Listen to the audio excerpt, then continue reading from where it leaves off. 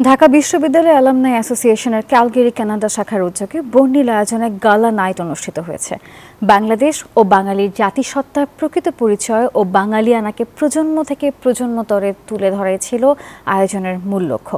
Canada থেকে লায়লা নুসরাতের তথ্য ছবি নিয়ে ডেস্ক রিপোর্টে বিস্তারিত। ঢাকা বিশ্ববিদ্যালয়ে প্রাক্তন শিক্ষার্থীদের সংগঠন ঢাকা বিশ্ববিদ্যালয় অ্যালামনাই অ্যাসোসিয়েশন ক্যালগেরি কানাডা শাখা সম্প্রতি এক বর্ণাঢ্য গালা নাইট আয়োজন করেছে। প্রবাসের মাটিতে বাংলাদেশ ও বাঙালির জাতিসত্তা তুলে ধরা এবং প্রজন্মান্তরে বাঙালিয়ানাকে লালন করার উদ্দেশ্যই এই অনুষ্ঠানের আয়োজন করা হয়। সেই পুরানো দিনগুলোকে আমরা খুব মিস করছি।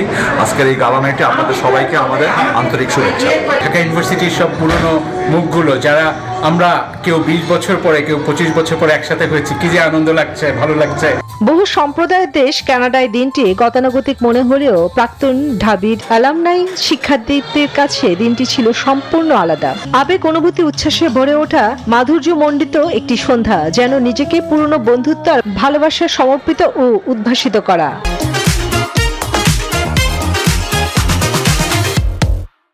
ঢাকা ইউনিভার্সিটি অ্যালামনাই অ্যাসোসিয়েশনের গালা নাইটে আমরা সবাই খুব এনজয় করছি, আমাদের গেস্ট, আমাদের অ্যালামনাই সবাইকে সহ। ঢাকা ইউনিভার্সিটি আজকে ইভেন্টে এসে খুবই আনন্দিত এবং বিকাল থেকে মানুষের সমাগমে খুবই ভালো লাগতেছিল। তাদের খাবার দাবার সবকিছুই অর্গানাইজ ছিল।